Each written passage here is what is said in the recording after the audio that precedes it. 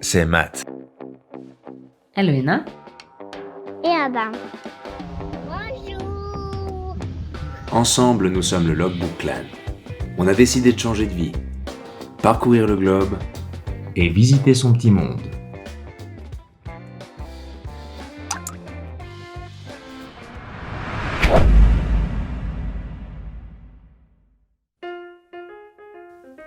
Nous nous sommes baladés en Espagne et, passage obligé, nous nous sommes arrêtés à Cuenca. Cuenca la magnifique. Petite ville perchée sur sa falaise, elle regorge de merveilles. On y a passé des moments formidables. Et on a eu la chance d'y rencontrer Pablo Lázaro. Ancien pêcheur, il consacre désormais sa vie à la peinture. Et avec un talent rare et une approche bien à lui, il explore des techniques où la nature est mise en exergue. Il a eu la gentillesse de répondre à nos questions, et sincèrement, ça vaut le détour. Hola, me llamo Pablo Lázaro y hago muchas cosas en la vida. Ahora estoy trabajando en la pintura y en la tierra, en el huerto y cuidando a mi hijo, que ya está bien.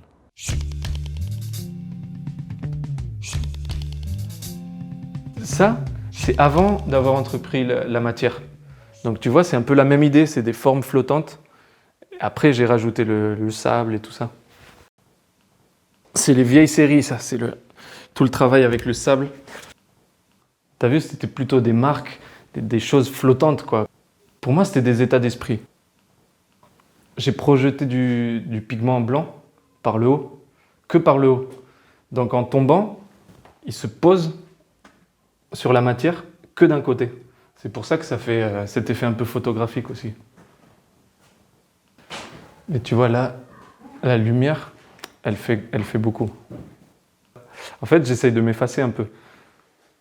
Ma main, tu sais, la main du peintre qui veut faire quelque chose, c'est plus un événement qui se passe. C'est le sable, les coulures, c'est la peinture, comme je t'ai dit avant, des fois en projetant des pigments sur la matière, j'essaie que d'un coup il y ait quelque chose qui se passe, une alchimie ou comme ça, mais qu'on voit pas moi qui peins ou tu vois mon empreinte, c'est plus laisser la part de nature qu'il y a en nous qui fasse le tableau, quoi. C'était comme un travail spirituel, quoi. Et si t'as vu, c'était toujours 2 ou 3. C'est la famille, quoi. C'est ma femme, mon fils. Des fois, t'as l'impression qu'ils sont éteints. Et des fois, si la lumière est bonne, t'as l'impression qu'ils se réveillent, tu sais. Le rouge, il commence à vibrer. T'as l'impression qu'il y a une lumière qui sort de dedans.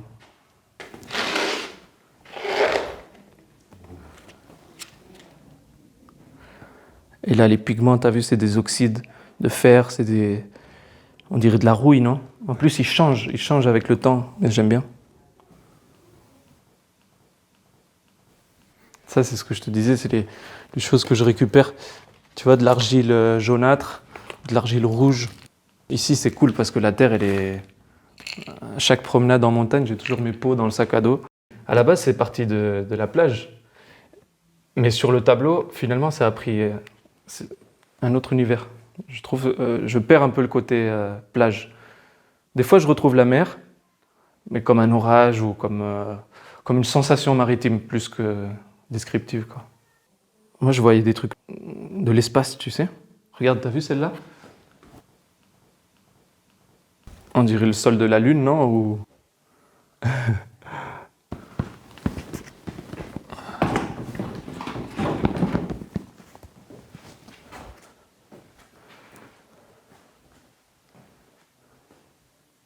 Celui-là, en fait, c'est un de l'ancienne série, avec les croûtes de terre, là. Et comme j'avais changé mon travail, j'étais déjà dans les paysages, tout ça. J'ai décidé de le casser pour récupérer la toile. Et du coup, il y a ça qui a commencé à se former, t'as vu? Ça, c'était l'ancienne croûte. Donc là, je tapais, j'enlevais. Et puis j'ai commencé à construire un espèce de paysage comme des continents. Et pendant que je le travaillais, t'as vu, c'est pas exprès, quoi, les trous. Vraiment, là, je me suis battu avec la... Il y a toujours une crainte. À la fois, il y a une lumière d'espoir. Je les trouve sombres, mais il y a un travail sur la couleur aussi. Les couleurs complémentaires, tu verras tout au long de cette série, il y a le rouge, le vert, orange, le bleu, enfin c'est tout le temps... Mais atténué, quoi. C'est pas des couleurs comme ça pétantes qui te rejettent. J'essaye tout le temps de trouver ma lumière, quoi, mon espace. En fait, cette série, elle s'appelle Horizon incertain, Horizontes inciertos. Pas si loin de l'ancienne série, c'est des paysages, plus visiblement paysages quoi, que les autres, mais c'est des paysages intérieurs. Comme le sable de plage, t'as vu quand la marée elle descend, t'as vu les effets que ça fait. Sur le sable, ça fait comme des ramifications. Et du coup, j'avais pris du sable de plage et j'avais reproduit le phénomène en faisant des couches de sable, en mouillant légèrement et en permettant que l'eau elle fasse son chemin. En fait, j'ai fait l'expo là avec la Terre, qui a très bien marché. Et puis j'ai eu comme un besoin de soulager le poids des tableaux, de soulager un peu le truc, tellement de matière, tellement de... Il faut que je revienne à la peinture. Peinture à l'huile, tout ça c'est après, c'est ce que je suis en train de faire maintenant. En fait, c'est des cartons, c'est des bouts de livres. En fait, je me fais des empattements avec de la matière que je trouve dans la montagne, avec du sable, de l'argile, ça dépend, tu vois. Et je le mélange avec mon huile. Et comme ça, j'arrive à faire des gros empattements, des coups de pinceau bien gros, tu sais. Et après, avec les voilures, il y a tout qui vibre. C'est un mix de mer et montagne. J'essaye de faire comme en diptyque, avec des bouquins, des cahiers, sur tout ce que je trouve, quoi. Mais j'aime bien récupérer, j'aime bien la trace du temps sur les supports aussi.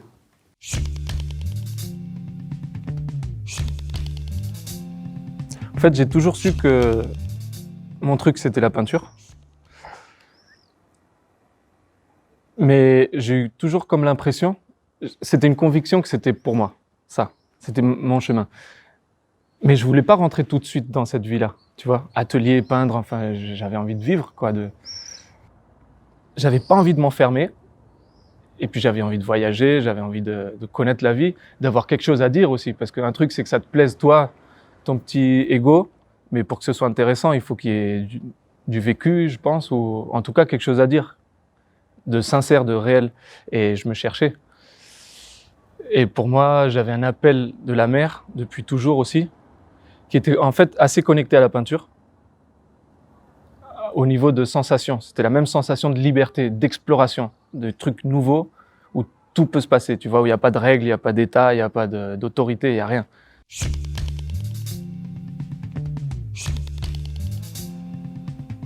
Ouais, j'ai une certitude.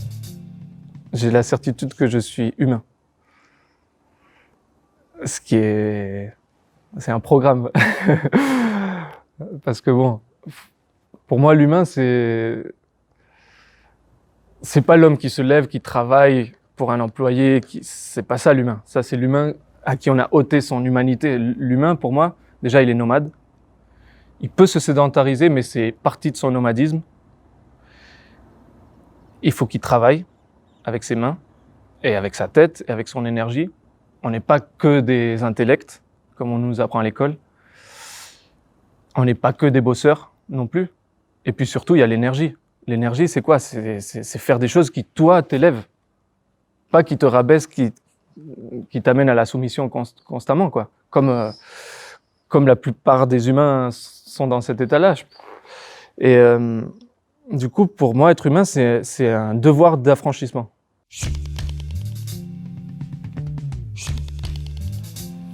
Je crois qu'on peut se libérer du destin, que finalement, c'est des choix. Mais qu'il y a une grosse partie de destin qui est là, qu'on peut appeler karma, destin, comme on veut. Et c'est partie de notre travail d'humain de s'en défaire.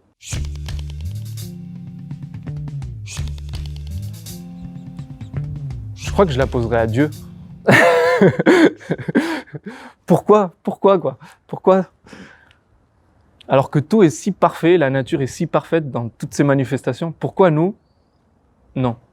Pourquoi on s'est éloigné de cette humanité dont je te parle, qui nous fait être heureux? Tu me demandais pourquoi je suis heureux, parce que je travaille sur ça. C'est un travail, c'est pas inné, tu vois, c'est pas si facile non plus d'être un bel humain, quoi.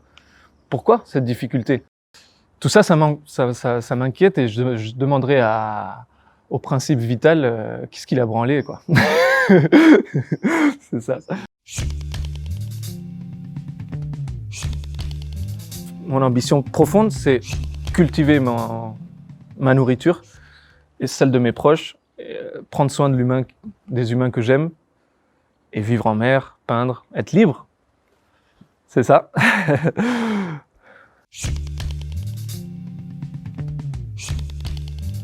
Ouais, j'y ai pensé. J'y ai pensé, ouais. En plus, en utilisant le roulis, j'ai pensé. Tu vois, tu as vu mon travail, c'est toujours utiliser même sur le pont, avec le vent. Utiliser la mer, utiliser le vent, utiliser le roulis, utiliser tout ça, ça va m'ouvrir un univers d'images. Ouais. Está pendiente.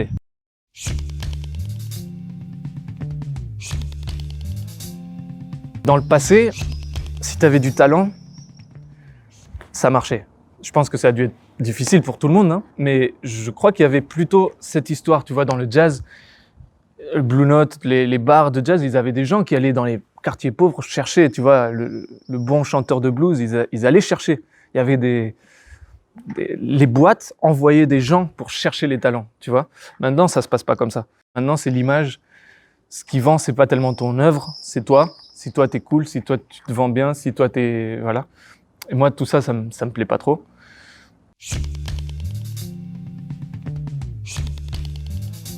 Et j'allais à Madrid, frapper aux portes des galeries, mais à l'ancienne, tu vois, comme au XXe siècle. Enfin, ça se fait pas comme ça maintenant. Je suis un tel, ça c'est ce que je fais, ça vous plaît. Et les gens, ils avaient des yeux, ouais, ça a l'air très intéressant, mais t'es qui? Enfin, ils voulaient savoir quelque chose d'autre. Et je dis, mais je suis ça. C'est quoi le problème? Ça te plaît pas? Enfin, je sais pas. Vas-y, on va parler de ce que tu vois. Pourquoi tu veux savoir qui je suis? Souvent, le truc de la mer, ça plaisait aux galeries.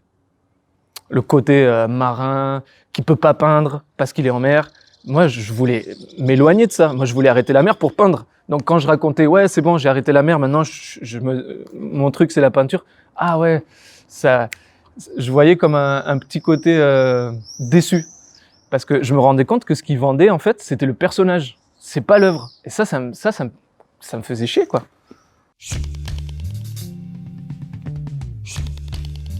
C'est un futur où les humains reprennent leur humanité, quoi. C'est ça. Avec l'amour, surtout. C'est ça qui manque. L'amour de soi. L'amour pas narcissique, le respect de soi-même. C'est un apprentissage de s'aimer, de se respecter, tu vois, de dire, bon, j'ai un truc important à faire, pas pour les autres, pour moi. Et c'est ça, ouais, je crois que c'est l'amour de soi-même. Commencer par s'aimer soi-même, et de là, tout le reste, tes proches, ça... Tu mets l'huile dans le moteur, c'est...